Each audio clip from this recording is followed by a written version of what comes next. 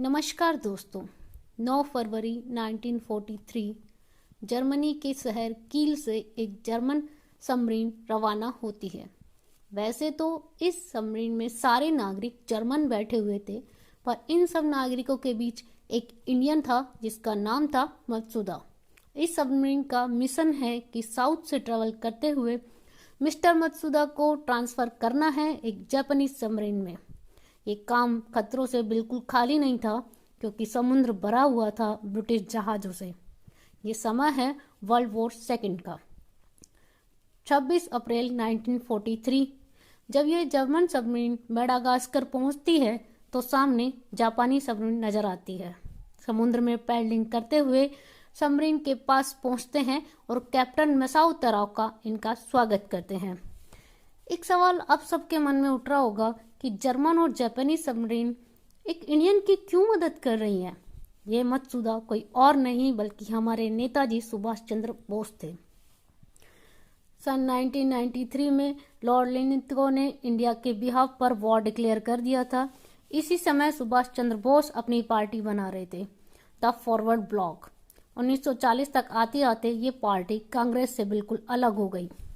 बोस अपने घर से अपने भतीजे शिशिर कुमार के साथ निकलते हैं, मोहम्मद जियाउद्दीन नाम के एक इंश्योरेंस एजेंट बनकर अपना रूप बदलकर। ये रात भर ड्राइव करते हुए धनबाद पहुंचते हैं और वहां से ये दिल्ली होते हुए पेशावर पहुंचते हैं। यहाँ से फिर वो अपना रूप बदलते हैं और वो बन जाते हैं गूंगे और बहरे पठान, क्योंकि उन्हें पाश्तो भाषा बोलनी नहीं आती थी।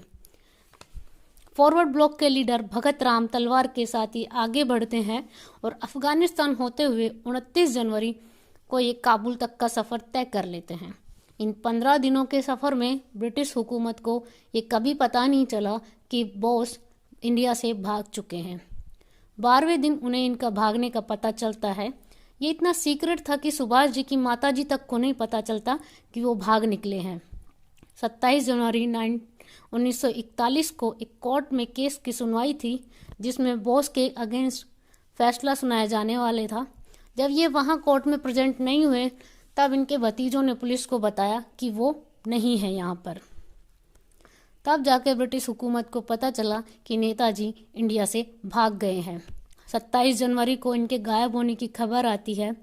काबुल पहुंचने के बाद नेताजी सोवियत की एम्बेसी में जाते हैं मदद के लिए, लेकिन वहां से इन्हें कोई मदद नहीं मिलती। बोस को नया इटालियन पासपोर्ट और पहचान दी जाती है। ब्रिटिश इंटेलिजेंस को बोस का पता लग जाता है और बोस को जर्मनी पहुंचने से पहले ही मारना चाहते थे, लेकिन बोस इनसे एक कदम आगे थे। इन सब में वो बर्लिन पहुंच जाते हैं। बर्लिन में फ्री इंडिया सेंटर की स्थापना करते हैं और उसमें कुछ डिसीजन लिए जाते हैं, जैसे कि इस मूवमेंट का नाम होगा Azad Hind and free India. इस ऑर्गेनाइजेशन का यूरोप में नाम होगा आज़ाद हिंद सेंटर। हमारे देश का नेशनल एंथम होगा जन गण मन। नेताजी और गांधी जी के विचार आपस में मिलते नहीं थे हालांकि, लेकिन 1942 में नेताजी की आखिरी मुलाकात में उन्होंने कहा था कि अगर आपके तरीके इंडिया को आज़ादी दिलाने में सफल होते हैं तो पहला बधाई का टेलीग्राम मेरा होगा। एक बार फिर अपना रूप बदलकर जर्मनी के ऊपर ही नहीं बल्कि इस बार जमीन के नीचे से एक जर्मन सबमरीन U-180 में बैठकर बन जाते हैं मिस्टर मत्सुदा, जिसकी बात हमने वीडियो के स्टार्टिंग में की थी। 8 मई 1943 ये सबमरीन साबंग पहुंचती है और वहां से 16 मई को जापान पहुंच जाते हैं। क्या जापान हमें मदद दे सकता है? इन्होंने जापान के प्राइम मिनिस्टर से डायरेक्ट सवाल किया। हालांकि जापान ने कहा कि जापान हर वो मदद करेगा जो इंडिया की वो कर सकता है, और 30 दिसंबर को 1943 जापानी के सहयोग से पोर्ट ब्लेयर में बोस तिरंगा फहरा देते हैं। तो ये थी दास्तां हमारे सुभाष चंद्र बोस की, जो उन्होंने इंडिया से बाहर रहकर स्ट्रगल किया। Thank you so much. पसंद आए तो लाइक जरूर